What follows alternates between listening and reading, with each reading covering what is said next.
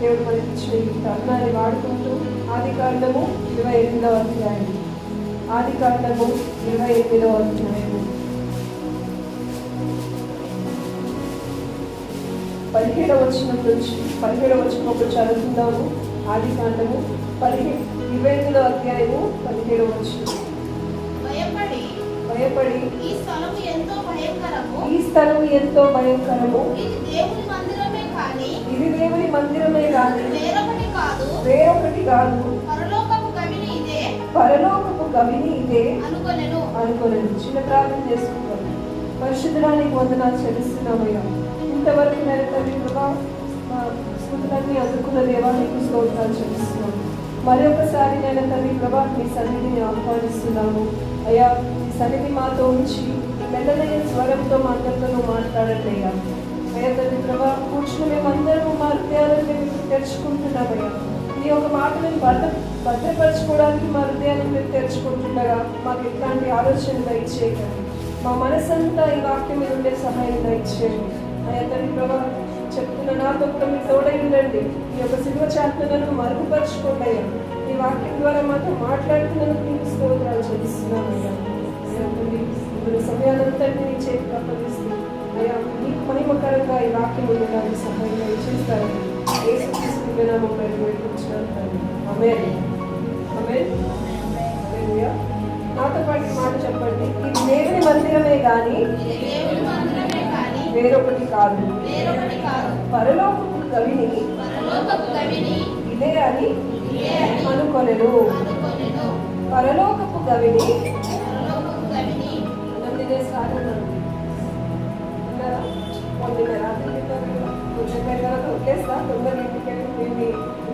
Special తినండి కానీ అందరు చెప్తామా? పరలోకపు గవిని ఇదే అనుకొనెను. ఈరోజు చాలా మందికి అర్థమైపోవాలి. గవిని గవిని గవిని అని ఎన్నిసార్లు అంటా ఉంటాను. ఈరోజు వాక్యం యొక్క టాపిక్ ఏంటి అని అంటే గవినిల గురించి మాట్లాడుకుంటాం. దేవుని యొక్క గవినిల గురించి మొదటిగా మాట్లాడుకుంటూ మరి బైబిల్ గ్రంథంలో అనేకమైన గవినిలు ఉన్నాయి. ఈరోజు మనం వాటిలో నుంచి 3 గవినిల గురించి మనం మాట్లాడుకుందాం. ఆ 3 గవినిల గురించి దేవుని యొక్క వాక్యం ఏం సెలవుస్తుందో చూసుకుందాము. ఇందాక చదివిన అధ్యాయము ఆదికాండము 28వ అధ్యాయము 17వ వచనంలో ఇక్కడ మనకి కనిపిస్తున్న వ్యక్తి ఎవరు అంటే యాకోబు. ఒక మాట చెప్పాలండి, యాకోబు మంచోడా మోసగాడా? గట్టిగా చెడ్డకు ఒకదానికే తెలుసు, మీకు ఎవరికి తెలీదా? యాకోబు మంచోడా మోసగాడా? మోసగాడు. కానీ నేనేమంటా అంటే యాకోబు మోసగాడే కానీ యాకోబుకే మోసమైంది. ఒప్పుకుంటారా ఈ మాట? ఎందుకు అని అంటే మనందరికీ తెలిసిన వాక్య భాగం ఏంటి అంటే ఇక్కడ యాకోబు ఒక అరణ్యంలో ఉన్నాడు. ఆ అరణ్యంలో ఆ రాత్రికాల సమయంలో అతను పడుకొని ఉన్నాడు. ఒక కల వచ్చింది. అసలు దానికంటే ముందు ఏమైంది? అరణ్యంలో ప్రతి ఒక్కరు అరణ్యంలో ఉంటారా? మీరు ఎవరైనా అరణ్యంలో ఉంటారా? మీ అందరికి ఇల్లు ఉన్నాయి కదా, తల్లిదండ్రులు ఉన్నారు కదా, అందరం ఎవరో ఒకరు భార్య పిల్లలు తల్లిదండ్రులు ఎవరో ఉన్నారు, ఇళ్ళల్లో ఉన్నాం. మరి యాకోబు ఏంటంటే అరణ్యంలో ఉన్నాడు అన్నది చూసుకున్నట్లయితే మరి మీరు అన్నట్లుగా యాకోబు మోసం చేసింది కాబట్టి పారిపోయింది కానీ అనుకుంటున్నాను కదా. అక్కడ జరిగిన మోసం ఏంటి అని అంటే అందరు అనుకునేది ఏంటి అని అంటే మరి తండ్రి దగ్గరికి ఏశావు రూపంలో వెళ్ళి ఆశీర్వాదం తీసుకున్నాడు. ఇప్పుడు చెప్పండి, యాకోబు ఆశీర్వాదం తీసుకున్నందుకు ఆశీర్వదింపబడ్డా? తన తండ్రి దీవెన తీసుకున్నందుకు ఆశీర్వదింపబడ్డా?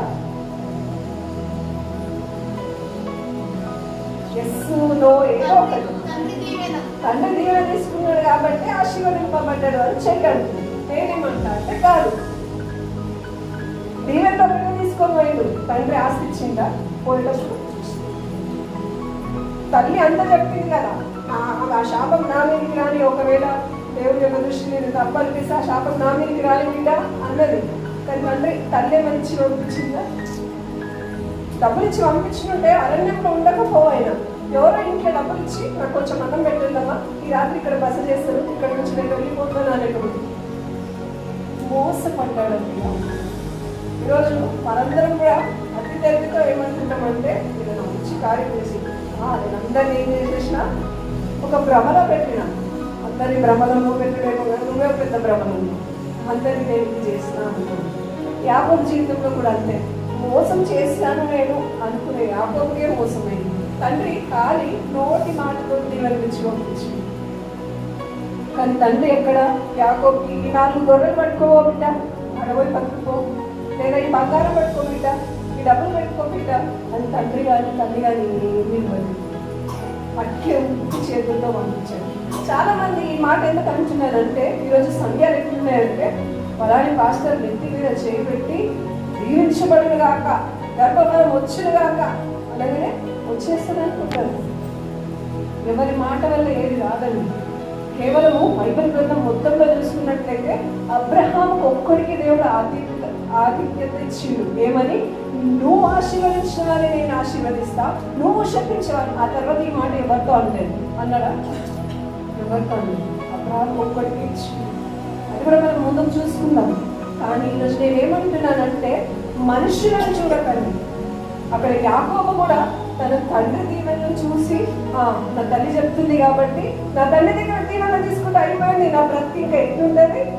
ఆశీర్వాదం ఎట్లుందంటే, దావీదు దగ్గరికి సమయం వచ్చి నువ్వే రాజు అవుతావు అని చెప్పేసి అభిషేకం చేసి నెత్తి మీద నూనె పోయడం స్టార్ట్ చేస్తే గంట మీద పేర్చి అంగి అంచుల మీద పేర్చి కింద రాత్రి.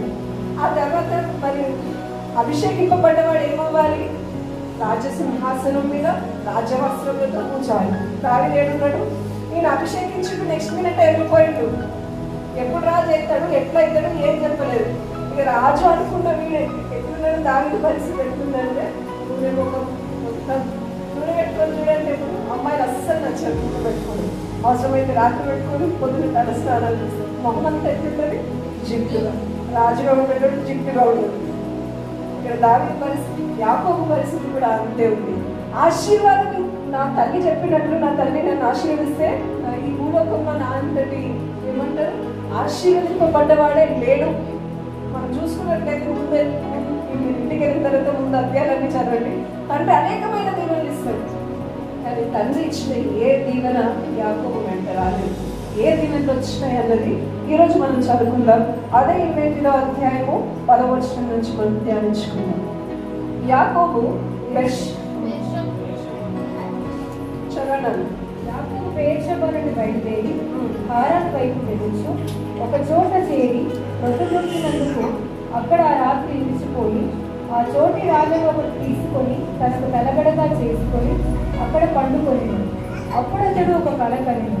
అందులో ఒక నిచ్చెన భూమి మీద నిలుపబడి ఉండేది. దాని కొన ఆకాశం నట్టేను. దాని మీద దేవుని దూతలు ఎక్కుచూ దిగుచూ చాలు. మరి ఇక్కడ చూసినట్లయితే ఆశీర్వదించేసిండు తండ్రి. అయితే ఓ బిడ్డ, నీ అంత గొప్ప కూడా లేదు, నువ్వు ఇదైపోతావు, నువ్వైపోతావు. ఈరోజు మనం కూడా అంటారు తల్లిదండ్రులు పిల్లలు ప్రత్యేకించు. మంచి చదువుకో బిడ్డ, నువ్వు సైన్స్ మంచి చదువుకో బిడ్డ, నువ్వు డాక్టర్ అయితే నువ్వు ఒక ఐఏఎస్ ఆఫీసర్. ఏది కాదు, ఏది కాదు. ఎప్పుడు అవుతాను అంటే ఆ పిల్లలు ఆ సంకల్పాన్ని వాళ్ళు కలిగి ఉంటే నేను ఆశీర్వదింపబడాలి అన్న ఆలోచన యాకోబుకు వచ్చింది. మరి మోసం చేయబడ్డాడు. తండ్రి దీవెనలు వచ్చేసి అరణ్యంలో ఒంటరిగా వెళ్ళిపోయాడు. చూస్తే ఎట్లాంటి పరిస్థితి అంటే చీకటి వేళ, పక్కన ఎవరు లేదు. పక్కన ఎవరు లేనప్పుడు మంచిగా ఉంటామంటే ఎన్నో ఆలోచనలు, ఎన్నో తలంపులు యాకోబు యొక్క జీవితంలో కూడా అర్థమైతే లేదు. నా తండ్రి ఏమో పొద్దున్నే ఈరోజు మధ్యాహ్నమే మంచిగా అన్నం తిని బిడ్డ నువ్వు ఇదైతావు అదైతావు అనుకున్నాడు. నేను ఎటు పోవాలో కూడా నాకు తెలియట్లేదు.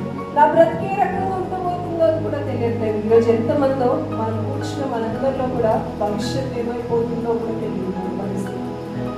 కానీ దేవుడి వాక్యం ఏమంటుంది అంటే, యాకోబు తన తండ్రి మాటని అంతగా పట్టించుకున్నాడో లేదో నాకైతే తెలియదు, కానీ తను దేవుని మీద విశ్వసించింది. ఈరోజు నువ్వు నేను కూడా మందిరంకి వస్తున్న మనము ఇక్కడ ఎవరు నిలబడుతున్నారు అన్నది సవాల్ కాదండి. ఇక్కడ ఎవరు మాట్లాడుతున్నారు, ఎవరు చెప్తున్నారు అన్నది కాదు. కానీ ఇక్కడ ఇదే దేవుని యొక్క మందిరము, ఇది పరలోకపు గవిని అని నువ్వు ఎరిగితే నీకు దేవుడు ఏం చేస్తాడు? కార్యం చేస్తాడు. మరి ఇక్కడ చూసుకున్నట్లయితే యాకోబు ఒక కల కన్నాడు. ఆ కళలో ఏముంది అంటే చీకటి, అరణ్యము, తోడెవ్వరు లేరు, పక్కన ఎక్కడ చూసినా ఏ మృగాలు ఎక్కడి నుంచి వస్తాయో తెలియదు. అరణ్యం అంటే ఎట్లుంటుంది? బాగుంటుంది. ఈ మధ్యలో అయితే చాలా సెల్ఫీలు తీస్తారు, వీడియోలు తీస్తారు కదా, ఎక్కడ పడితే అక్కడ హాయ్ గాయ్స్ చూడండి ఇక్కడ పూలు ఉన్నాయి, చెట్లు ఉన్నాయి అని. అరణ్యంలో ఏమన్నా ఉన్నాయా? పూలు పువ్వులు లేవు, చెట్లు లేవు, అన్ని ముళ్ళ పొదలు, గచ్చు పొదలు. ఏ పురుగు ఎటు నుంచి వస్తుందో తెలియదు, ఏ మృగం ఎటు నుంచి వస్తుందో తెలియదు. చీకటిగా ఉన్న పరిస్థితి, ఒక మనిషి కనిపించట్లేదు మాట్లాడడానికి. ఆ పరిస్థితిలో భయముతో పడుకున్నాడు. భయముతో పడుకున్న యాకోబు దగ్గరికి దేవుడు ఎట్లా దర్శించిందంటే ఒక కళ ద్వారా దర్శిస్తాడు. పక్కన వారికి చేయగలిగి చెప్పు, నీకు కళలు వస్తున్నాయి అంటే దేవుడు నిన్ను దర్శించి నీతో మాట్లాడాలనుకుంటున్నాడు. దేవుడు అనేక విధాలుగా మాట్లాడతాడండి. వాక్యం ద్వారా మాట్లాడతాడు. నువ్వు స్వతహాగా నువ్వు బైబిల్ గ్రంథం తీసి చదివితే నీతో మాట్లాడతాడు. వేరే వాళ్ళ వాక్యం వింటా ఉంటే దేవుడు నీతో మాట్లాడతాడు. కళల ద్వారా మాట్లాడతాడు, దర్శనాల ద్వారా మాట్లాడతాడు, ప్రవచనాల ద్వారా మాట్లాడతాడు, పాటల ద్వారా కూడా మాట్లాడతాడు. ఎన్నో రకాలుగా మాట్లాడే దేవుడు. అందుకే ఈరోజు పాడిన మాట్లాడే దేవుని చూడాలని, నాతో మాట్లాడే దేవుని చూడాలని, నీవు లేకుండా బ్రతుకుట నా మనసు గొప్పలే, నీవు లేని జతికే అర్థమే లేదే, నీవు లేకుండా బ్రతుకుట నా మనసు గొప్పలే. పాట రాసిన బ్రదర్ ఆయనకి ఎట్లా అనిపిస్తుందంట, దేవుడు లేకుండా బ్రతకడానికి ఆయన మనసు ఒప్పట్లేదంట, అర్థమే లేదు నా బ్రతుకి అంటున్నాడు. పాటల ద్వారా కూడా మాట్లాడేది. మరి ఇక్కడ ఒక కళ ద్వారా యాకోబుతో దేవుడు మాట్లాడి ఉన్నాడు. మరి ఏం మాట్లాడిండు అని చూసుకున్నట్లయితే మొదటిగా అక్కడ ఏముంది అని అంటే, అతనికి ఏం కనిపించిందంట, ఒక నిచ్చెన. నిచ్చెన దేనికి సాదృశ్యం అని, ఇప్పుడు నేను ఎవరినైనా తమ్ముని కిందికి పంపించి నాన్న డానియల్ నువ్వు కిందికి వెళ్ళు, ఇటు నుంచి మీదకి వచ్చేసి స్టెప్స్ వాడుకుంటా, తమ్ముడు ఎక్కగలుగుతాడా? సరే, తమ్మునుకున్న బలంతోనో తమ్మునుకున్న ఐడియాతోనో అవి పట్టుకుని ఎక్కాలి అని ప్రయత్నించినా ఏమవుతుంది, సమయం పడుతుంది. అదే ఒకవేళ ఈ బిల్డింగ్ ఎంత హైట్ ఉందో అంత నిచ్చెన నేను వేసి తమ్ముడు ఇటు నుంచి రానన్న వీళ్ళు ఏమంటారు, ఇక్కడ స్టేర్ కేస్ నువ్వు యూజ్ చేయకుంటే తమ్ముడు ఏం చేస్తాడు, టకా టకా టకా టకా. నార్మల్గా ఎక్కడం కంటే నిచ్చెన మీద ఎక్కడం ఏమవుతుంది, ఫాస్ట్ పడుతుంది. మరి యాకోబు తన దర్శనంలో లేదా తన కళలో చూసింది అంటే నిచ్చెన చూసి, ఆ నిచ్చెన ఎట్లుందంట, ఒక సైడ్ ఏమో నిచ్చెన భూమికి అంటుకొని ఉన్నది, ఇంకో సైడ్ నిచ్చెన ఎక్కడికి అంటుకొని ఉన్నది. ఈరోజు పరలోకపు గవిని దగ్గర నీవుంటే అంటే దేవుని యొక్క మందిరంలోనే కానీ లేదా దేవుడు ఏ స్థలాల్లో నేను ఉంటాను అని వాగ్దానం చేసిండో ఆ పరలోకపు దేవుని యొక్క సన్నిధి గవినిలో నీవు ఉంటే దేవుడు నీ దగ్గర ఒక నిచ్చెన వేస్తాడు. దానికి అర్థం ఏంటంటే నువ్వు ఇక్కడ ప్రార్థన చేస్తే ఆటోమేటిక్ ఎక్కడికి వెళ్ళిపోవాలని, పరలోక రాజ్యం. ఇప్పుడు చెప్పండి, ఎంతమంది ప్రార్థనలు పరలోకం చేయబడతాయి. నా ప్రార్థన దేవుడు ఆలకించిందాక నాకు తక్కువ జవాబు వచ్చింది, చేస్తాడు, తక్కువ ఇస్తాడు. కొన్ని పరిస్థితులు అయితే మనకున్న స్థితిగతులను చూసి వెంటనే దేవుడు జవాబిచ్చిన పరిస్థితి. అది ఎప్పుడు తెలుసా, అప్పుడు అనుకోవాలి నా దగ్గర నిచ్చెన ఉండే, ఆ ప్రార్థన నీది అంగీకరింపబడ్డది అంటే దేవుని యొక్క నిచ్చెన పరలోకపు గవిని దగ్గర ఉండి నేను అడిగిన కాబట్టి ఆ నిచ్చెన అన్నది నాకు తోడైంది అని చెప్పేసి మనము గ్రహించుకోవాలి. ఇంకా చూసుకున్నట్లయితే ఆ నిచ్చెన మీద ఏమవుతున్నాయంట, దేవదూతలు ఎక్కుతా దిగుతా ఉన్నారు. మాట్లాడిన దేవుడు, వాగ్దానం ఇచ్చిన దేవుడు ఏమన్నాడంటే, నా యొక్క దూతల్ని మీకు ఏం చేస్తా అన్నాడు.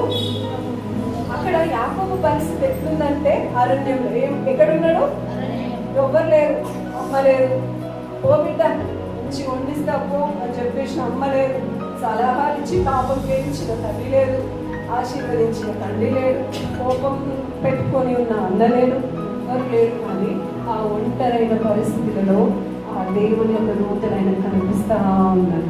ఈరోజు ఒంటరైన నీ బ్రతుకులో నీకోసం ఒక నిచ్చెన వేయడమే కాదు, కానీ నా దేవుడు నీకు ఏం చేస్తాడు అంటే ఆయన దేవుడిని పెడతా ఉంటాడు. చూసిన అందరూ అనుకుంటారే పిచ్చారా నీకు ఒక్కడే ఉన్నాడు, అట్లనే తప్పు చేసింది కాబట్టి అట్లా ఒంటరిగా బతకాల్సిన పరిస్థితి.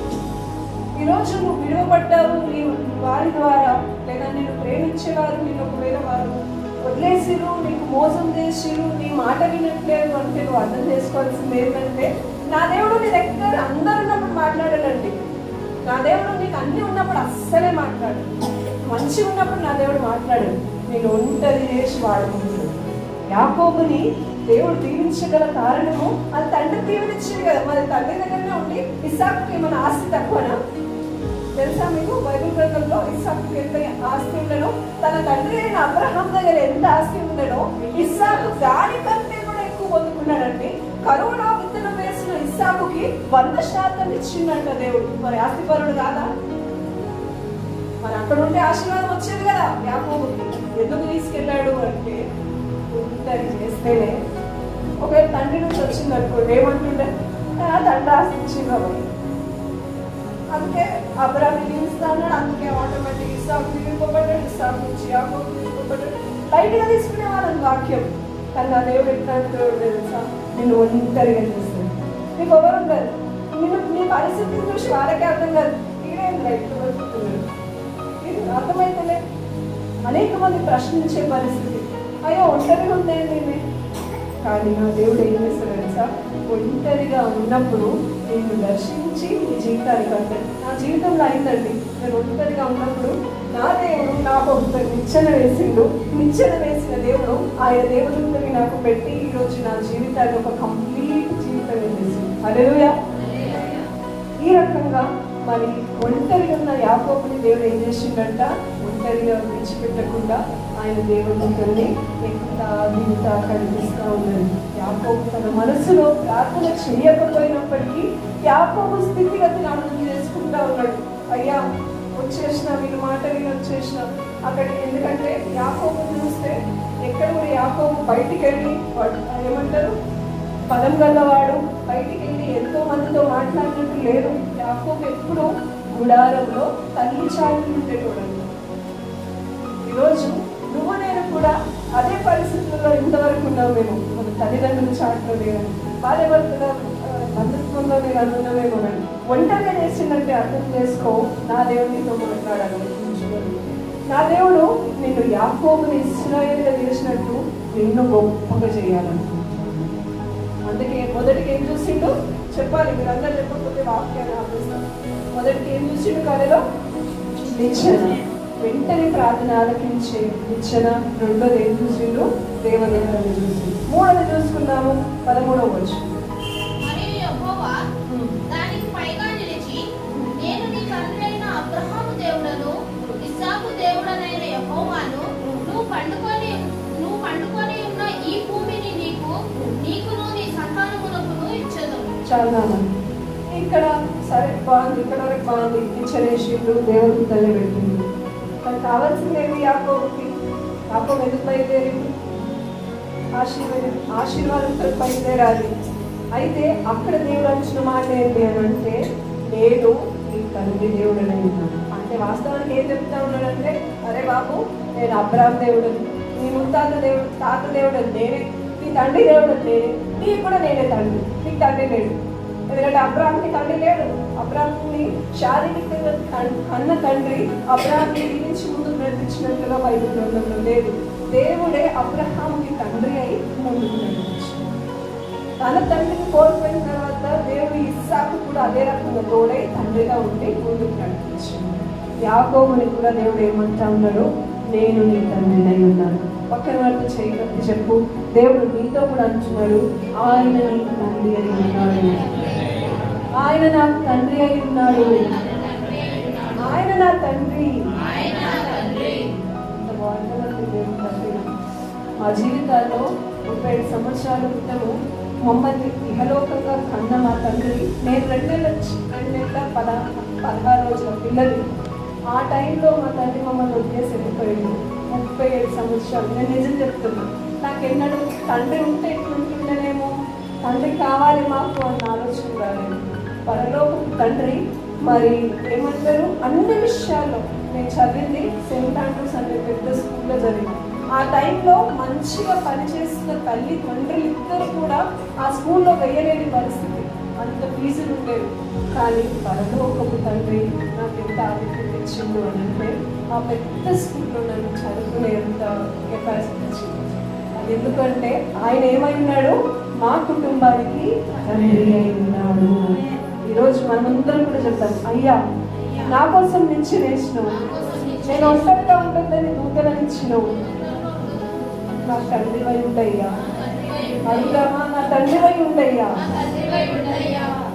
తండ్రి యాకోబు యొక్క తండ్రి అయితే ఏమి ఇవ్వలేదు కానీ నా దేవుడు ఇస్తా ఉన్నాడు. ఏమంటున్నాడు ఆ వచనంలో? మరియు యెహోవా దానికి పైగా నిలిచి, నేను నీ తండ్రి అయిన అబ్రహాము దేవుడను ఇస్సాకు దేవుడనైన యెహోవాను, నువ్వు పండుకొని ఉన్న ఈ భూమిని నీకును నీ సంతానమునకు ఇచ్చేదను. అట్లీస్ట్ ఎవరు? మన ఇస్సాకు గారు ఆయన దీవించిండు యాకోబుని. ఏమని? నువ్వే వేలలో ఆశీర్వదింపబడతావు, నీ యొక్క పరిస్థితిని తొట్లో ఉన్న పిండి తక్కువ కాదు, అది కాదు ఇది కాదు అన్న దేవుడు, ఆ అన్న తండ్రి ఒక్క ఇంచు భూమి కూడా ఇవ్వలేదు. కానీ నా దేవుడు ఎట్లాంటి అంటే యాకోబును ఎక్కడైతే కనుగొన్నాడో, ఏ పరలోకపు గవిని దగ్గర యాకోబుని దేవుడు కనుగొన్నాడో ఆ భూమి గురించి దేవుడు వాగ్దానం ఇస్తా ఉన్నాడు. ఏమని? తండ్రినైన నేను, తండ్రి ఏం చేస్తారంట? మంచి తల్లిదండ్రులు తమ పిల్లల కోసము ఆస్తిని సమకూర్చుదురు. ఆయన తండ్రి కూడా ఆయనకు అంత వాగ్దానం ఇవ్వలేదండి. ఈ భూమి తీసుకోబిడ్డ, ఇది నీదే చెప్పాలంటే ఏషావుకు తక్కిందండి తండ్రి యొక్క ఏమంటారు స్వాస్థ్యం.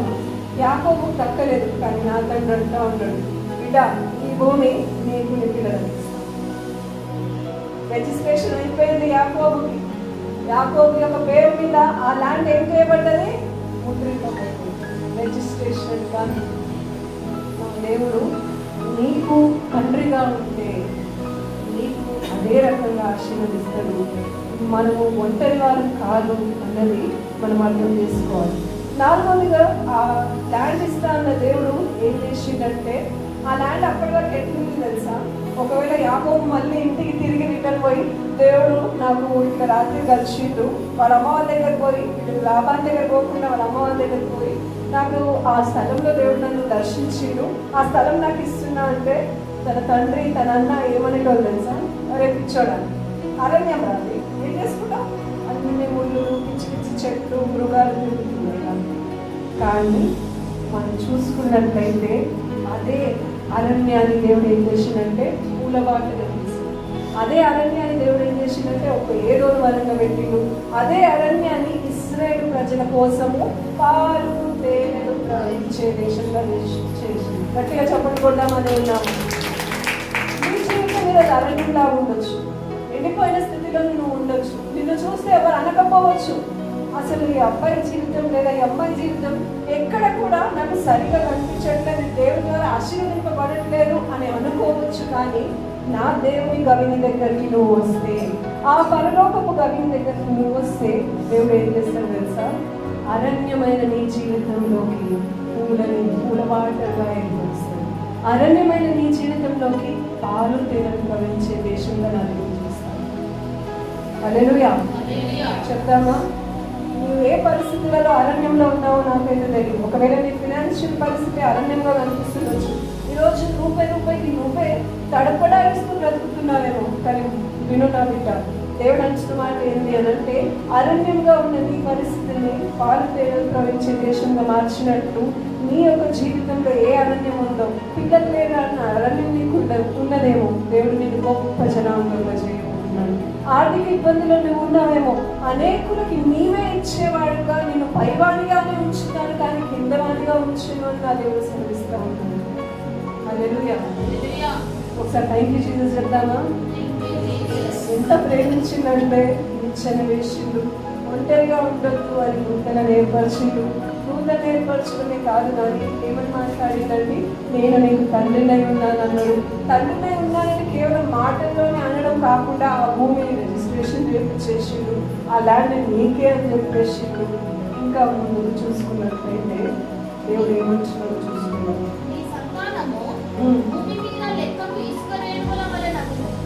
నీవు పడమటి తట్టును, తూర్పు తట్టును, ఉత్తరపు తట్టును, దక్షిణపు తట్టును వ్యాపించదు. భూమి యొక్క వంశములన్నీ నీ మూలముగాను నీ సంతానము మూలముగాను ఆశీర్వదింపబడు. హల్లెలూయా. ఇప్పుడు దేవుడు ఏం చేస్తుంది తెలుసా? ఒక వాగ్దానం ఇస్తుంది, ఒక మాట ఇస్తుంది. మన దేవుడి పేరు ఏంటండి? మాట తప్పే దేవుడా, తప్పని దేవుడా, తిప్పే దేవుడా? ఎప్పుడైనా మాట తిప్పిండా దేవుడు? ఎవరికైనా ఈ మాట ఇచ్చేసి ఆ మాటను తిప్పేసి మనమన్న మాటలు తిప్పేస్తాం కదా. మాటలు తప్పేస్తాము, మాటలు తిప్పేస్తాము. పక్కన వాళ్ళు చేయగలిగి చెప్తాము. మన దేవుడు మాట తప్పని దేవుడు. కాబట్టి నువ్వు ఎవరికైనా మాట ఇస్తే మాట తప్పకు. మాట తిప్పే పరిస్థితులు, మాట ఇవ్వని పరిస్థితులు మనం అదే చేస్తాం కదా.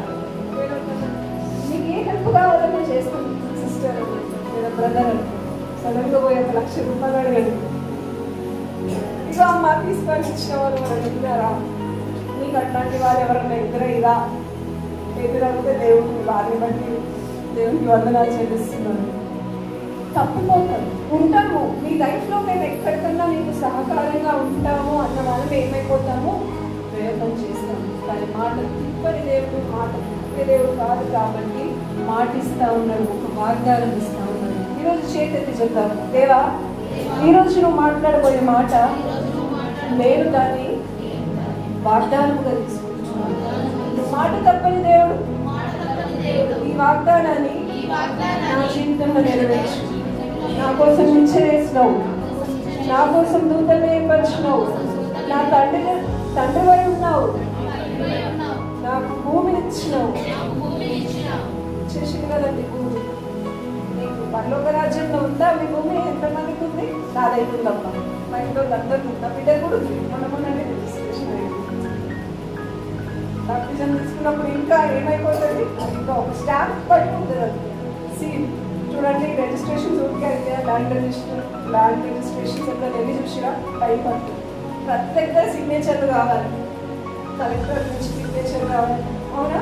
ఇప్పుడు నేను అమ్మేదాన్ని మీరు కొనేవాళ్ళు, మన ఇద్దరు రాసుకుంటే సరిపోతుందా? లేదు, అక్కడ కలెక్టర్ దగ్గర నుంచి. మా బిడ్డ మొన్ననే ఆ బాప్టిజం తీసుకున్నప్పుడు ఒక సిగ్నేచర్ వచ్చింది, ఒక గ్రీన్ సిగ్నేచర్ వచ్చింది. మనకు కూడా ఎంతమందికి ఉందో చేతులకు చెప్తారా? నాకు దేవుడు భూమి ఇచ్చిన్నాడు, పరలోకంలో నాకు స్థానం ఇచ్చినాడు. భూమి అంటే ఏంటంటే స్థానం స్థానం ఇచ్చిన తర్వాత ఆయన ఏమంటా ఉన్నాడంటే ఒక వాగ్దానం ఇస్తా ఉన్నాడు. ఏమని? ఈరోజు ఒంటరిగా కనిపిస్తున్నావేమో యాకోబు, నిన్ను ఇసుక రేణుల వలెని ఒక సంతానాన్ని నేను నియమించుకున్నాను. ఎంతో మంది అంటారండి అబ్రహాం ఇచ్చిన వాగ్దానం, అబ్రహాం ఇచ్చిన వాగ్దానం. అబ్రహాం దేవుడు ఏం చేసిండో నాకైతే తెలియదు, కానీ యాకోబు యొక్క వంశంలో నుంచి నిర్వహించుకున్నాడు. గట్టిగా హల్లెలూయా. అబ్రహాం నుంచి దేవుడు పుట్టలేదు, యాకోబు యొక్క వంశంలో చూసుకుంటే ఏమంటారు వాక్యంలో ఏమంటారు వంశాల తీరుగా అబ్రహాం అంటారేమో, కానీ వాస్తవానికి ఆ మోసగాడినంత యాకోబుని దేవుడు ఎంత ప్రేమించిందంటే ఆయన యొక్క గర్భంలో. మరి అది కూడా చూడండి, నేను ఎన్నో ఈరోజు దేవుడు ఎన్ని మాట్లాడుతూ ఉంటాడు నాతో, నేను వాక్యం ప్రిపేర్ అవుతా ఉంటుంటే యాకోబు ఎంతో ప్రేమించిండు ఎవరిని? తన భార్యలో. రాహేలు చెప్పండి నాన్న, వాక్యం మీరు ఫస్ట్ టైం వింటున్నట్టు అనిపిస్తుంది. ఎవరిని ప్రేమించుడు? రాహేలు. కానీ దేవుడి యొక్క కృప ఎవరి పట్ల ఉన్నది? ఈరోజు నువ్వు ప్రేమింపబడట్లేదేమో నీ భర్త ద్వారా, లేదా నీ తల్లిదండ్రుల ద్వారా, నీ భార్య ద్వారా నువ్వు ప్రేమింపబడట్లేదేమో. కానీ గుర్తుపెట్టుకో, నా దేవుడు ఎవరినైతే వదిలేస్తారో వాళ్ళే వాడుతున్నాడు. లేయా కడుపులో నుంచి వచ్చిన యూదా వంశంలోనే నా దేవుడు ఉంటున్నాడు, రాహేలు వంశంలో నుంచి నా దేవుడు ఉంటాడు. ఎందుకంటే రాహేలు యాకోబు ఎక్కువ ప్రేమించేసి దేవునికి మనము మన జీవితాల్లో మరి యాకోబు ఏ రకంగా అయితే తన తల్లి సలహా తీసుకొని ముందుకెళ్ళిందో, పాపం చేసిందో, ఈరోజు మనం సలహా తీసుకొని పాపం చేస్తున్నామేమో. నా దేవుడు తిరిగి నీ దగ్గరకు వచ్చి నేను ఆశీర్వదిస్తా అంటున్నాడు. కానీ నా దేవుడు ఏమంటున్నాడంటే, నీవు ఎవరిని ఎక్కువగా ప్రేమించొద్దు. దేవునికి నీకు మధ్యలో ఎవరు ఉండాలంటే దేవుడు అని. నీ భార్య, పిల్లలు అందరినీ లైన్లో పెట్టకు, వాళ్ళని వెనుకనే రా. నీ యొక్క విశ్వాసాన్ని చూస్తూ వాళ్ళని వెనుకనే రావాలి, కానీ వాళ్ళని ముందుగా పెట్టుకో. మనం ఆ తప్పు చేయకుండా ఉండాలి అని యాకోబుతో అంటా ఉన్నాడు. ఏమని అంటే, ఇస్కరేణు. ఈరోజు ఒంటరిగా అనుకుంటున్నావు బిడ్డ, కానీ ఇస్కరేణు వల్ల నీ సంతానం అనేది నీ చేయబోతున్నా, హెచ్చించబోతున్నా, ఆశీర్వదింపబడుతున్నా అని అక్కడ చక్కటి మాట అంటాడండి. ఏమంటాడంటే, నీ సంతానం మూలముగా ఈ భూప్రపంచం మొత్తం ఆశీర్వదింపబడుతుంది. భూమి యొక్క వంశంలన్నీ నీ సంతానం ద్వారా ఆశీర్వదింపబడుతుంది. ఈ వాగ్దానం నెరవేరిందా లేదా? అవుతుందా? ఎవరికన్నా ఎట్లా నింపబడ్డది, ఎట్లా ఆశీర్వదింపబడ్డది? ఆయన సంతానమైన యూదాలో యేసుక్రీస్తు ప్రభువు జన్మించి సమస్త మానవాళి పాపం కోసం ఆయన శిలువ మరణం పొందుకొని తిరిగి లేచి తండ్రికి మనం కుమారుడు తనతో సహా ఏమంటారు సహోదరులుగా ఉండడానికి మనని దేవుడు ఏం చేసిండు ఆరోగ్యించి ఆశీర్వదించడు కదా. పాపం నుంచి విడిపించబడ్డం అనేదే పెద్ద ఆశీర్వాదం, అందుకని ఇంకేం పెద్ద ఆశీర్వాదం ఉంటుందండి. సో ఈ వాగ్దానాన్ని దేవుడు యాకోబుకి ఇచ్చి ఈరోజు నీతో నాతో కూడా అంటున్నాడు, నేను నిన్ను ఆశీర్వదింపబోతున్నాను. ఈరోజు ఇక్కడ నీ పిల్లలు కనిపిస్తలేదేమో, కానీ చెప్పు, విశ్వసించి చెప్పు. నీ భర్త ఇక్కడ లేడేమో, విశ్వసించి చెప్పు. నీ భార్య ఇక్కడ లేదేమో, విశ్వసించి చెప్పు. ఈరోజు నీకు అసలు పిల్లలే లేరేమో, విశ్వసించి చెప్పు. దేవుడు నన్ను ఆశీర్వదింపబోతున్నాడు, నా పిల్లల ద్వారా ప్రపంచమంతా ఆశీర్వదించాడు. లేరా అండి అనేకమైన సేవకుడు ఈరోజు వారి పిల్లలు ఏ రకంగా అనేకులకు తీవ్ర కలుగుతుందో సేవ చేయగలుగుతారని. కాబట్టి మనం కూడా మాట చెప్తాం, నా పిల్లల ద్వారా నా ద్వారా అనేకులు ఆశీర్వదింపబడి అనేకులని నేను వెలుగులో అరణ్యంలో ఉన్న యాకోబుని దేవుడు వెలుగులోనికి తీసుకురావడానికి మళ్ళీ మాట్లాడింది. ఈరోజు మీ బ్రతుకులో ఉన్న అరణ్యాన్ని తొలగించి పూలబాట వేసి నేను వెలుగులోనికి తీసుకొస్తున్న నా దేవుడు కూడా అదే మాట అంటా ఉన్నాడు. ఇంకా ముందుకు ఏమంటున్నాడంటే, ఇదిగో నేను నీకు తోడైంది వచ్చినమే నాన్న. నీవు పడమటి తట్టును, తూర్పు తట్టును, ఉత్తరపు తట్టును, దక్షిణ తట్టును.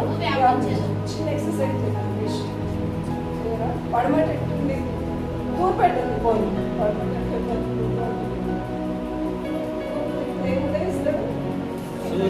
ఎప్పుడు చూస్తాడు సూర్యుడు? చెప్పండి చెప్పండి. తూర్పుకు ఆజ్ఞాపించండి, వ్యాపిస్తా. ఏ తూర్పు? నేను వ్యాపించబోవచ్చు. వద్దానికి ఆశీర్వాదాలు కావాలనుకున్న వారిని తూర్పు వెళ్తున్నాను. ఈరోజు ఆజ్ఞాపించండి, ప్రభు అయిన యేసుక్రీస్తు నామములో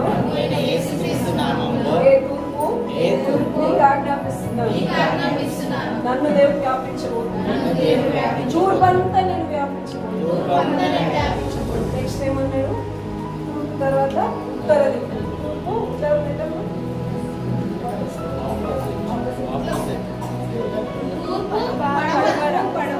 ఇంగ్లీష్లో ఉంటే బయట ఇట్లా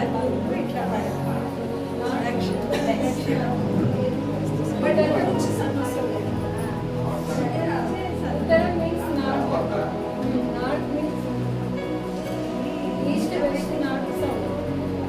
సరే అన్ని చెప్తాను. అన్ని దిక్కులో ఉత్తర దిక్కులో ఏముంది తెలుసా? బైబిల్ గ్రంథంలో యాకోబు ఉన్న చోటు నుంచి ఉత్తర దిక్కు ఏముందంటే సియోను మహాపర్వతం ఉంది. సియోనులో నుండి నీవు ప్రకాశించుచున్నావు నాపై. సియోనులో నుండి నీవు ప్రకాశించుచున్నావు నాపై. సదాకాలము నన్ను నీతో నడిపించుచున్నావు నీ కీర్తికై.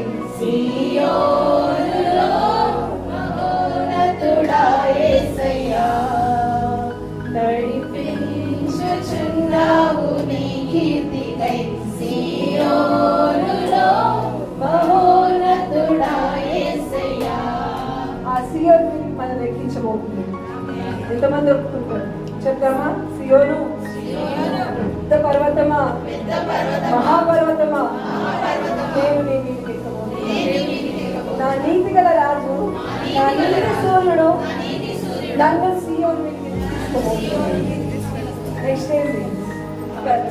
ఏమైపోయింది? తూర్పు ఉత్తర అయిపోయింది. నెక్స్ట్ దక్షిణ.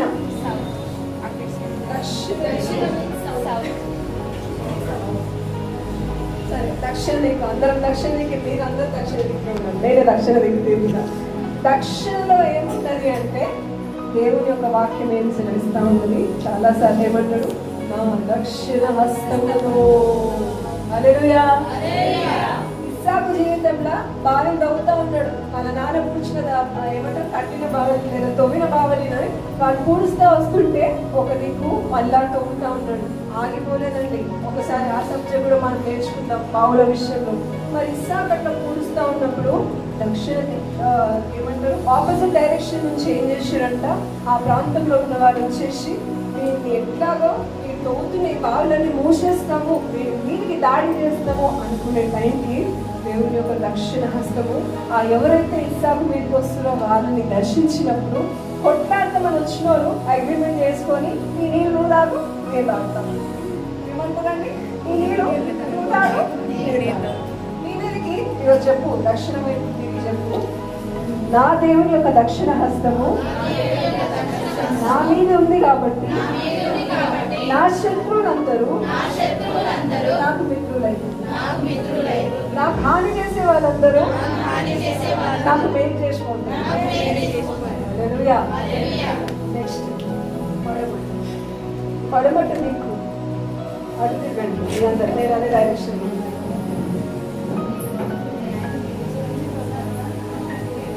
పడమట దిక్కు ఏముంది తెలుసా? పడమట దిక్కంట దేవుని యొక్క సైన్యం. ఇశ్రాయేల్ ప్రజలు ముందు పోతా ఉంటే దేవుని యొక్క సైన్యం ఎట్లొస్తుందంట? వెనకాల వస్తూ ఉందంట. వారి మీద వెనుకల నుంచి ఎవ్వరు దాడి చేయకుండా వెనకాల వస్తూ ఉంది.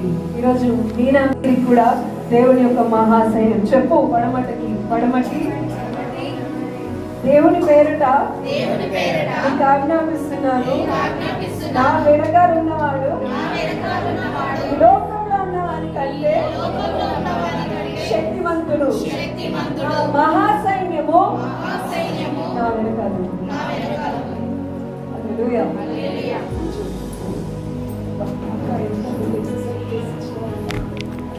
ఏమున్నాయి? తూర్పులో వ్యాపిస్తావు, ఉత్తరంలో సియోనుకు ఎక్కుతావు, దక్షిణ హస్తంతో నీకు విజయాలు ఇస్తాడు. ఏమంటారు? పడమటి తైరు దేవుని యొక్క సైన్యమే నీ వెనకాల వస్తూ ఉంటుంది. హల్లెలూయా.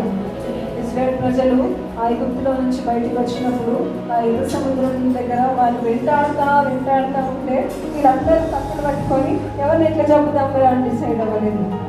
దేవుని యొక్క సైన్యం ఏం చేసింది? వాళ్ళు పోరాడి ఆ ఫరో యొక్క సైన్యానికి అపజయం ఇచ్చి ఇశ్రాయేలు ప్రజల్ని ఆ దేశానికి దాటింపజేస్తుంటాడు. ఇది ఎవరు గ్రహించారు? యాకోబు గ్రహించి ఏమన్నాడు? ఇది పరలోక దేవుని యొక్క మందిరమే, ఇది పరలోకపు గవిని అనే నేను ఏం చేస్తున్నా భయముతో. ముందు చూసుకున్నట్లయితే అక్కడ ఒక రాయిని స్థాపించి దాని మీద నూనె పోసి దేవునితో మళ్ళీ చెప్తా ఉన్నాడు, అయ్యా నువ్వు మళ్ళీ నన్ను ఇక్కడ క్షేమంగా తీసుకొస్తే నేను ఇక్కడ ఏం చేస్తా మందిరాన్ని కడతాను. ఈరోజు మందిరానికి వస్తున్న నీవు దేవుడు అనేకమైన ఆశీర్వాదాలు దేవుడు ఇస్తా అంటున్నాడు. నిచ్చెన వేస్తా అన్నాడు, దేవదూతలు ఇస్తా అన్నాడు, నీకు ఒక ఏమంటారు నేను నీ తండ్రినై ఉంటా అంటున్నాడు, నీకు భూమిని ఇస్తా అంటున్నాడు, నీకు వాగ్దానం నీ పిల్లలు కూడా ఆశీర్వాదకరంగా ఉంటారు అంటున్న దేవుడికి నువ్వు ఈరోజు ఒకసారి కళ్ళు మూసుకొని చెప్పవా? అయ్యా ఇందాక చెప్పబడిన ప్రతి నా జీవితంలో నువ్వు నెరవేరిస్తే అయ్యా ఇది పరలోకపు గవిని దగ్గర నేను ఉన్నానని నేను గ్రహించినానయ్యా, ఈ గవిని దగ్గర నేను నిన్ను అడుగుతున్నానయ్యా, నా జీవితంలో నేను ప్రార్థించినప్పుడు నిచ్చెన వేయ్యా, అయ్యా దేవదూతని పంపించయ్యా, అయ్యా నువ్వు నాకు తండ్రిగా ఉండయ్యా, నా మాట వినయ్యా. తండ్రిని మనం అడగాల్సిన అవసరం ఉండదండి, తండ్రి ఆటోమేటిక్ అందరికి ఆశిస్తాడు. నాకు నువ్వు ఆస్తిని ఇవ్వయ్యా, నీ రాజ్యంలో నాకు చోటుని ఇవ్వయ్యా, మాట తప్పని దేవా నా పిల్లలు నన్ను వాడుకున్నట్టు నా పిల్లల్ని వాడుకోయా, నా వంశాన్ని వాడుకో, నా కుటుంబస్తులని వాడుకో. ఇది ఎవరికి ఏ గవిని అంటే పరలోకపు గవిని. ఏ గవిని అండి? పరలోకపు గవినిలో ఎవరిని చూసినాము? యాకోబుని చూసినాము. రెండో గవిని దగ్గరికి వెళ్ళిపోదాము. 2 సమూయేలు గ్రంథము 23వ అధ్యాయము 15వ వచనం. కొద్ది సమయం పడుతుంది, అందరికీ కొద్దిగా సహకరించండి. ఇంకొక గవిని ఉన్నది, అది చెప్పేసి వెళ్ళిపోతుంది. ఇదితో తగ్గుతున్న నన్ను ఎంతమంది గమనించారో నేను దేవుడు కొంచెం నా గొంతుకి హల్లెలూయా. బెత్లెహేము గవిని రెండో గవిని. 2 సమూయేలు గ్రంథం 23వ అధ్యాయము 15వ వచనము. బెత్లెహేము గవిని దగ్గర బావిని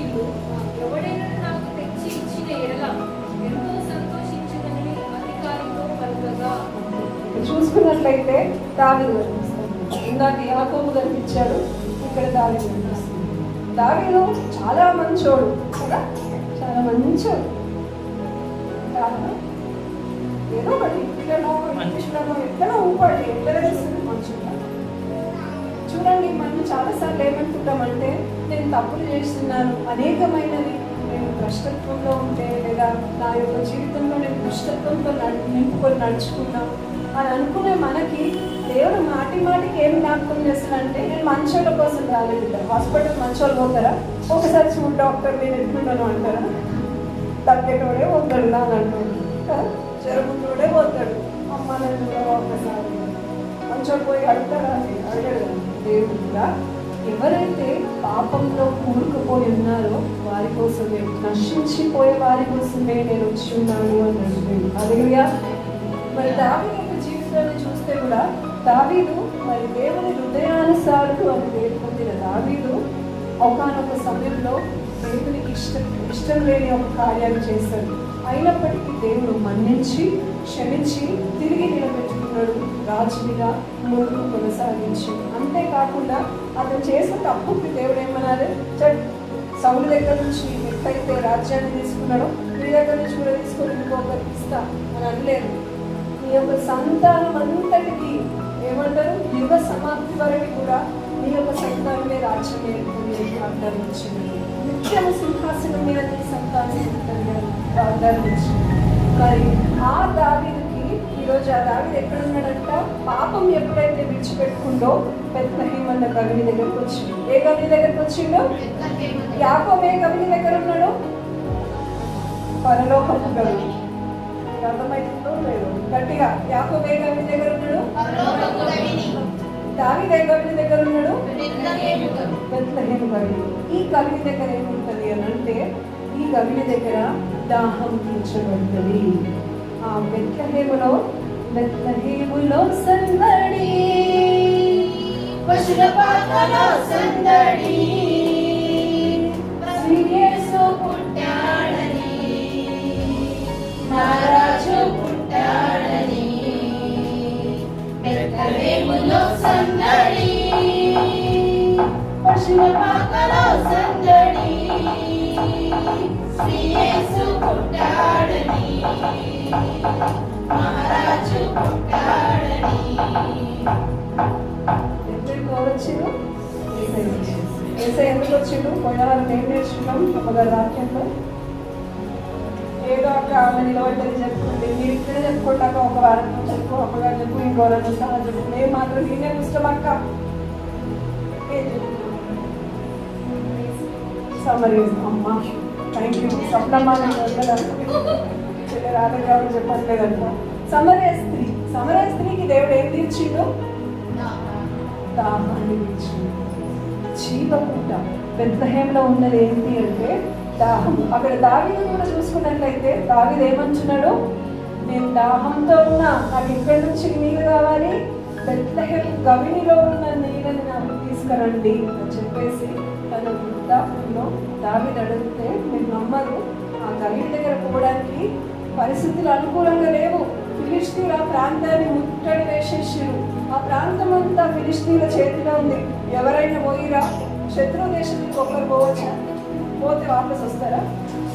కానీ దావీదు ఆ నీళ్లు కోరిందని దావీదు దగ్గర పనిచేస్తున్న ముగ్గురు మరి బలవంతులు ఏం చేస్తారంటే ఆ నీళ్ళని వారి యొక్క ప్రాణం రిస్క్ చేసి మరి నీళ్ళు తీసుకొస్తుంది. దావీదు ఆ నీళ్ళు తాగాడు. ఏమంటాడు తెలుసా? అమ్మో ఒకవేళ నేను ఈ నీళ్ళు తాగితే మీ యొక్క ప్రాణం ఏమంటారు, మీ ప్రాణాలను తెగించి తెచ్చిన నీళ్ళు నేను తాగాల్సి వస్తుంది, మీ ప్రాణాలను పనంగా పెట్టినట్టు నేను అవుతాను, కాబట్టి నేను అట్లా కాదలుచుకోలేదని నీళ్ళు తాగడు. ఆ నీళ్ళు తాగడానికి ఆయన వంశంలో నుంచి జీవ జలపు ఊటరిచ్చే నా యేసయ్య వచ్చి ఉన్నాడు. హల్లెలూయా. ఆ బెత్లెహేము గవిని దగ్గర పుట్టిన నా యేసుక్రీస్తు ప్రభువారు దాహం తీరుస్తా వచ్చినాయి. ఏ దాహం? ఈరోజు అందరికీ దాహం ఉంది. ఉందా మీ అందరికీ? నీళ్ళు ఎత్తియాలా? ఒకటి దాహం వేస్తుంది. దాహం అంటే తాగే నీళ్ళ నుంచి అడగట్లేదండి. నీ ఆత్మరక్షణ అనే దాహం, నీ కుటుంబస్తుల రక్షణ అనే దాహం. చూడండి, రక్షింపబడ్డవారు ఎప్పుడైనా నేను బాగున్నాను చాలా ఇది నాకు చాలా సంతోషం అనిపిస్తుంది అక్క, నేనైతే మంచిగా అవుతున్నా అనుకుంటారా? వాళ్ళు ఏమంటారు, నా భర్త వస్తే బాగుండు, నా పిల్లలు వస్తే బాగుండు, నేను కుటుంబంగా ఉంటే బాగుండు. ఆ దాహము నా దేవుడు తీరుస్తా ఉంటున్నాడు. హల్లెలూయా.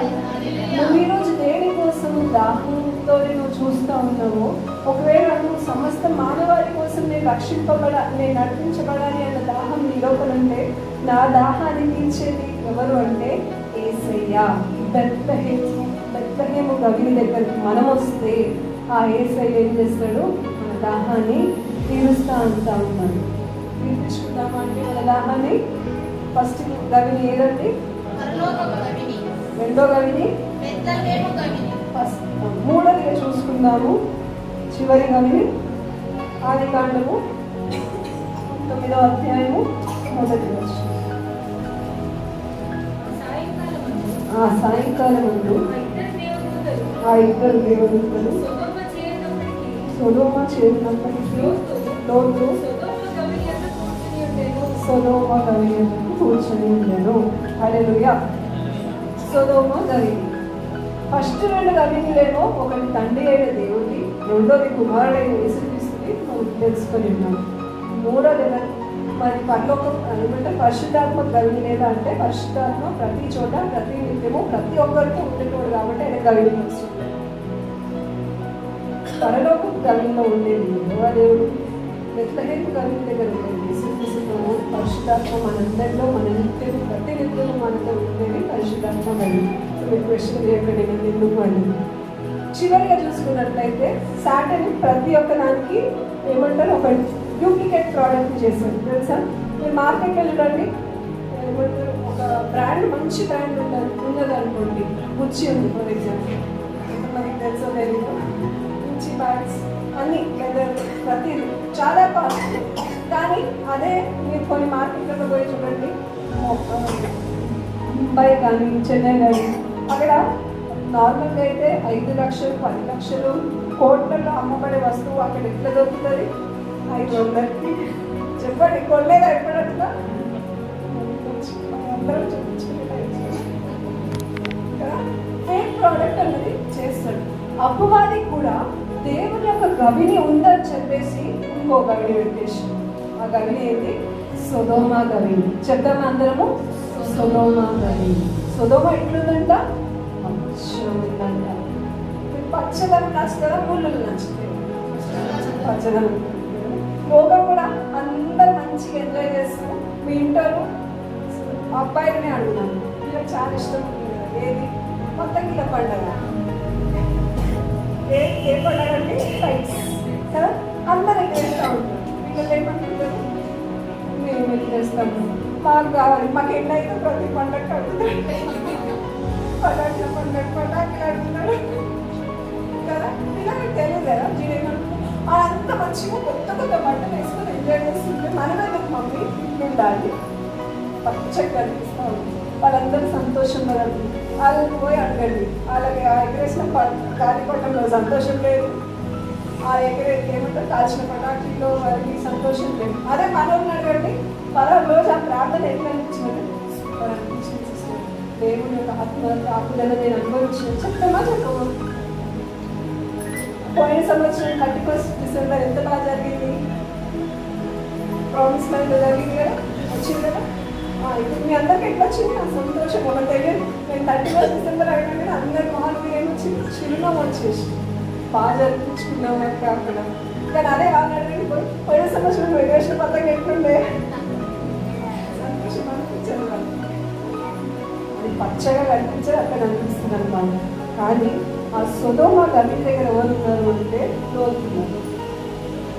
ఈ లోతు పరిస్థితి ఏ రకం ఉంది అని చూసుకునే దాని ముందు లోతు ఎవరి వల్ల ఆశీర్వదింపబడ్డాడు అని చూసుకున్నట్లయితే అబ్రహాం ద్వారా ఆశీర్వదింపబడ్డాడు. ఎందుకంటే అబ్రహాంకి చెప్పింది కదా, ఏమని?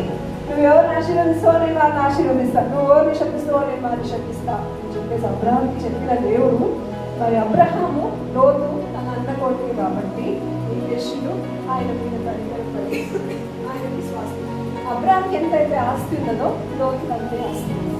కానీ అబ్రహాము తన యొక్క ఇల్లుని పరలోకపు గవిని లేదా బెత్లెహేము గవిని దగ్గర ఉండాలని కోరుకున్నాడు.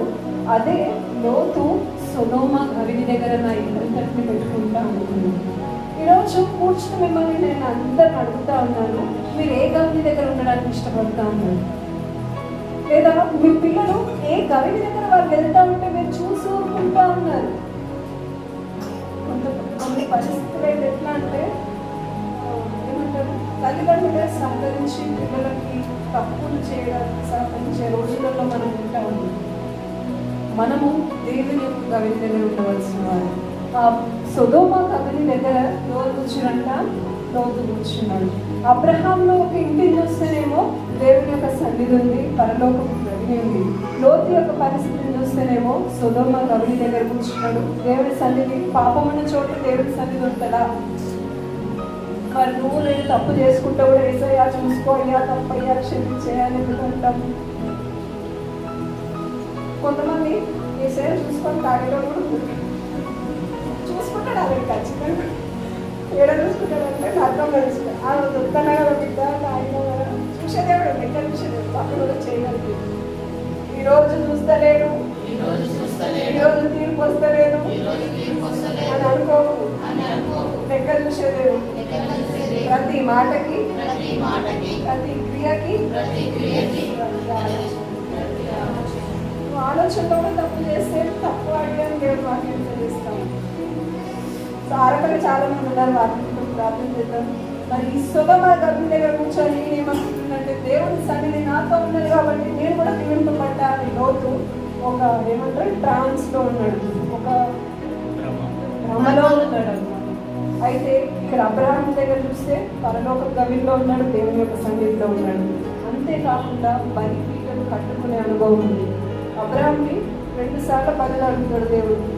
ఒకసారి ఏమో ఏ జంతువుకి ఆ జంతువుని విభాగంలో చేసి దానికి అంతటికి ఆపోజిట్గా పెట్టి బలి ఇవ్వమని అడుగుతాడు. అప్పుడేమో అబ్రహాం వేరే దగ్గర పోయి ఎక్కడ బలిపీఠం కడితే బాగుంటుంది అనుకున్నాడా? ఉన్న చోటునే బలిపీఠం కట్టేది. ఈరోజు నువ్వు ఉన్న చేతుల్లో బలిపీఠం కడుతున్నావా? బలిపీఠం అంటే ఏంటి? ఇది కూడా ఇంట్లో పోయి కత్తి తీసుకొని మెడలో వచ్చేసి కట్ చేయడం, లేదా నీకు కలిగి ఉన్న దాన్ని బట్టి ఒక గొర్రెలో మేకలో తెచ్చి దేవుని కోసం అర్పిస్తా ఉండడం కాదు. బలిపీఠం అంటే నీవు మోకాలు ఉండడము. నీ బలిపీఠం నువ్వు కట్టడం ప్రారంభించు, దేవుడు అన్నీ చేస్తుంది. మరి అబ్రహాం దగ్గర బలిపీఠం ఉంది ఎందుకంటే ఆయన పరలోకపు గవిని దగ్గర ఉన్నాడు. సొదొమలో లోతు ఉన్నాడు, ఆ సొదొమలో దేవుని సన్నిధి లేదు, బలిపీఠం అసలు.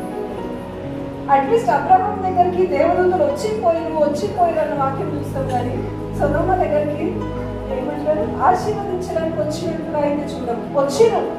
ఎవరు వచ్చిరు? దేవదూతలు వచ్చిరు. కానీ ఎందుకు అంటే నాశనం చేయడానికి. ఈరోజు పాపంలో ఉన్న నువ్వు మంచిగా ఉండే కదా అని అనుకోకు, వస్తాడు దేవుడు, వస్తాడు నాశనం చేయడానికి వస్తుంది. ఆయన దూతల్ని పంపిస్తాడు, ఒక నిచ్చెనేస్తాడు ఆడికి కూడా. ఎందుకంటే నిన్ను పర్లోక రాజ్యాన్ని తీసుకెళ్ళడానికి కాదు, కానీ ఆ నిచ్చెన మీద నుంచి దేవదూతలు దిగనికేస్తాడు.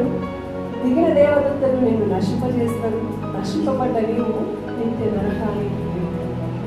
సొదొమ గవిని దగ్గర ఎవరు ఉంచున్నారు? లోతుదేం తప్పక పాపకు మంచోడే భార్య కాపాడుకోలేకపోయాడు, మంచోడే బిడ్డలతో తప్పు చేసి అని తెలియక తప్పు అయింది. ఎందుకు అయింది ఇదంతా అంటే, ఒకవేళ లోతు వద్దు అబ్రహాం నేను ఎక్కడికి వెళ్ళను, నేను నీతోనే ఉంటాను, మరిద్దరు పనులు కొట్లాడుతుంది కదా, భార్య సామ్రాజ్యం తింటాను, నువ్వు నేను ఎట్లయితే సమాధానంగా ఉన్నామో అట్లా వారి సమాధానం ఉండమని చెప్పమంటే, మన పిల్లలు లేదా మన చుట్టాల పిల్లలతో గొడవపడితే ఆమె పిల్లలు మా పిల్లలతో కొట్లాడు కాబట్టి మాకు సంబంధం లేదంటామా? పిల్లలకు చెప్తాం ఏమని, నాన్న వాళ్ళు మనకి బంధువులు ఉంటారు, నువ్వు అంత మంచిది. ఇక్కడ లోతు కూడా అదే చేయాల్సి ఉండే.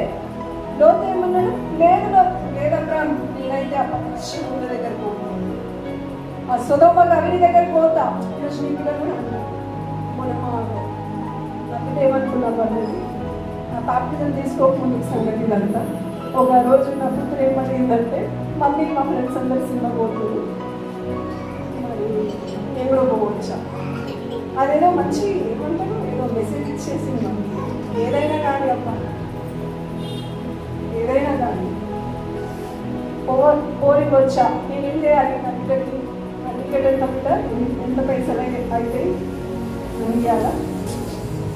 నా బిడ్డకు ఒకటే చెప్పిన, దేవుని యొక్క వాక్యం ఏం సెలవిస్తుంది బిడ్డ, నువ్వు అది ప్రార్థన చేసుకొని నువ్వు గ్రహించుకొని మళ్ళీ నా దగ్గరకు వచ్చాడు అంటే నా బిడ్డే దేవుని సన్నిధిలో కూర్చొని నేర్చుకుంది.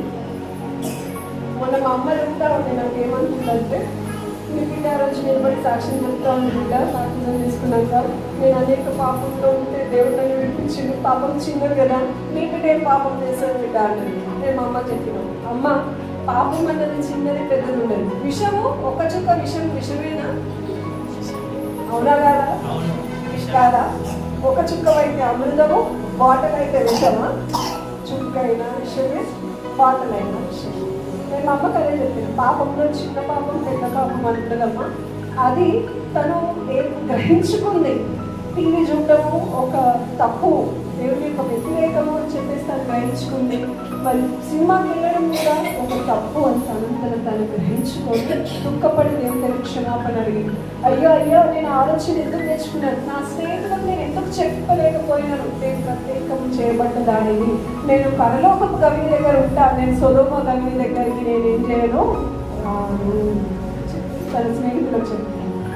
హల్లెలూయా. ఈరోజు నువ్వు చెప్పగలుగుతున్నావా? నీకు వస్తున్న ఆహ్వానాలని పాపం చేయడానికి ప్రాముఖ్యంగా ఏమైనా వస్తుందా? రండిరా పాపం ఉంటే కూడా పోయేసి వద్దామంటుంది. ఏంటంటే కొంచెం టైం ఇట్లా తిరిగేసి వద్దామంటుంది. తిరిగేసి వద్దాం వస్తారా? ఎవరినో ఒకటి ఏడిపించి వస్తుంది. పోనీ అట్లా ఉంటూనే ఉంటారా? అదేదో తినో తాగో ఏదో చేసి వస్తుంది. అది కాకపోతే ఏదో ఒకటి చేస్తారు కదా. కానీ ఆ క్షణంలో ఏం చెప్పాలంటే, నేను నీతో రాను. లోతు అదే చేసింది, నేను అక్కడికి వెళ్ళిపోతా అన్న లోతు పరిస్థితి ఏమైంది అంటే, తన భార్యను రక్షించుకోలేని పరిస్థితి, తన పిల్లలు పాపం చేసే పరిస్థితి. ఈరోజు ఏ గవిని దగ్గర ఉంచున్నాము? మనల్ని మనం పరీక్షించుకుందాం. కళ్ళు మూసుకుందాం కొద్దిసేపు దేవుని మనం అడుగుతాం. అయ్యా సొదొమను కాల్చివేసిందండి.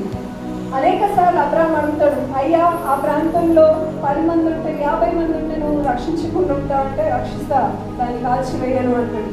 సరే అయ్యా 10 మంది కాదయ్యా ఒక 30 మంది ఉంటే ఏం చేస్తావు? గతినాడుతూ దేవుని దగ్గర డేరం ఆడుతుంది అబ్రహాం. ఒక 30 మంది ఉంటే సరే 30 ప్రేమ చేయి. అయ్యా 30 కాదయ్యా 20 సరే చెయ్యం. అయ్యా 20 కూడా లేదయ్యా 10 మంది ఉంటే చేస్తాను. అయ్యా 10 మంది కూడా కాదయ్యా, నా తమ్ముడు ఒక్కడు ఉన్నాడు, నా అన్న కొడుకు ఒక్కడు. దేవుడు ఏమన్నా తెలుసా? సరే అతన్ని బట్టి ఆ ప్రాంతాన్ని అంతా వదిలేస్తాను కదా, బయటికి తీసుకురా, నేను లోతు దగ్గరికి నా దూతలను పంపించి బయటికి తీసుకొస్తాను. ఈరోజు మోకరిస్తున్న మనందరికి ఒక అవకాశం. సొదొమ అనే గవిని దగ్గర ఉంటే దేవుడు ఈరోజు దూతలతో మాట్లాడు. ఈరోజు ఒక నిచ్చెన నీ ముందుంది, ఆ నిచ్చెన మీద దేవుని యొక్క దూత నీ దగ్గరకు వస్తుంది. ఆ దేవుని యొక్క దూత నేను అంటుంది, త్వరపెడుతుంది లోతుని, వచ్చేసేయండి బయటకు వచ్చేసేయండి, సొదొమ కాలిపోతుంది. సొదొమ గవిని దగ్గర నువ్వు ఉంటే పరలోకపు రాజ్యము సమీపించి ఉన్నది. ఇంకా మనం ఆలస్యం చేస్తే ఆ సొదొమ గవినిలోనే మనం నశించిపోతాము, విడవబడ పరిస్థితులలో ఉంటాము. విడవబడుట అంత ఘోరం ఏదే లేదండి. చెప్పాలంటే దేవుడు తన నోట్ల నుంచి మనం మూసినట్టు. కాబట్టి చెప్తాను దేవునికి, అయ్యా సొదొమ గవిని నుంచి నేను బెత్లెహేము గవినిలో వస్తానయ్యా. అయ్యా బెత్లెహేము గవినిలో నా దాహం తీర్చుకొని నా ఒక కుటుంబస్తులందరినీ రక్షించుకొని పరలోకపు గవినిలోకి నేను వస్తానయ్యా. చేద్దామా? అందరూ కలుసు ప్రార్థన. వ్యక్తిగతంగా మిమ్మల్ని మీరు పరీక్షించుకోండి. ఏ పరిస్థితులలో మీ ప్రతి ఒక్క తప్పిదంకి నువ్వు దేవుని దగ్గర క్షమాపణ చెప్పుకోవాలండి. ఏ తప్పిదం కూడా నువ్వు దేవుని దగ్గర ఒప్పుకోకుండా పోయినావనుకో, ఆ తప్పిదం బట్టి నీకు దేవుడు లెక్క అడుగుతాడు.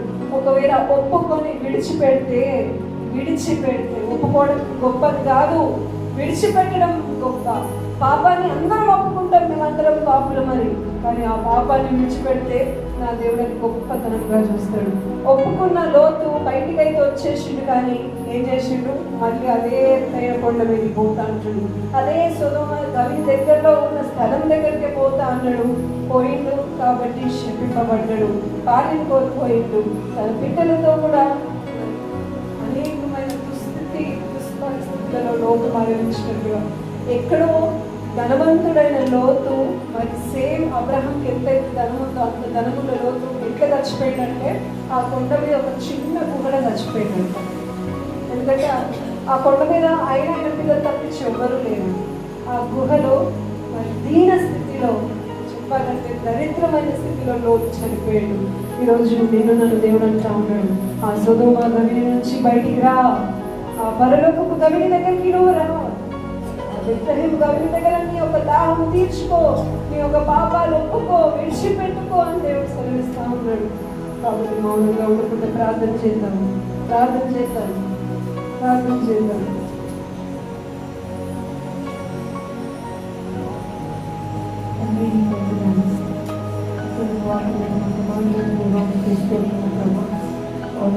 మరి గవిలో గురించి జీవితంలో రాయబడినటువంటి బలములు మా కొరకు బయటపరిచిన దేవాన్ని చేస్తూ ఉన్నాను. ఈరోజు మమ్మల్ని మేము పరీక్షించుకుంటున్నామండి. ఇంతవరకు మేము ఆ యొక్క రోజు కూర్చున్నటువంటి గవి దగ్గర కూర్చున్నాము, కుటుంబ గవి దగ్గర ఉన్నాము. కానీ ఈ రోజు నుండి తండ్రి ప్రభా, ఈ పరలోకపు గవి యొక్క శ్రద్ధలేని గవి యొక్క ప్రభా, ఈ సన్నిధిలో ఎల్లప్పుడూ మేము కూర్చున్నటువంటి వారిగా ఉంటుంది. మాకు సహాయం తెలియచేయండి. అది పాపమైన, శాపమైన, అవిధేయతలైన, అనాలోచనలైనా, ఈ కాయశకరమైన ఏవైనా కానీ ప్రభా, ఈరోజు తండ్రి ప్రభా, ఆ సొదొమ గవినికి సంబంధించినటువంటి ఏదైనా కానీ ప్రభా, ఈ సన్నిధిలో ఒప్పుకుంటున్నాము, విడిచిపెడుతున్నాము ప్రభా. మరలా మేము వాటిని ఏనాడు కూడా మరలా వాటిని అనుసరింపక సంపూర్ణంగా వాటిని త్యజించి అయ్యా తండ్రి ప్రభా, నీ పరలోకపు గవిలో కూర్చున్నటువంటి వారిగా మాకు సహాయం తెలిసి తండ్రి ప్రభా, అనేక ఆత్మల కొరకు దప్పి కలిగినటువంటి బెత్లెహేము గవి దగ్గర తండ్రి మేము ప్రభా, మేము దప్పి కలిగినటువంటి వారమే తండ్రి ప్రభా, అనేకులని వైపుకు నడిపించే వారిగా మాకు సహాయం తెలియచేయండి. తండ్రి విన్న ప్రతి మాటలు మన హృదయాన్ని మీరు బట్టి పలింపచేయండి ప్రభా. బోధించిన బిడ్డని ఇంకా మీరు బహుబలంగా మీరు వాడుకోండి. తండ్రి మనుషులంతా మీ చేతులకు అప్పచెప్తూ యేసు పరిశుద్ధ నామమున నడుచుకున్న పరలోకపు తండ్రి ఆమేన్. హల్లెలూయా. మరి పాటలు ప్రారంభించుకునే కంటే ముందు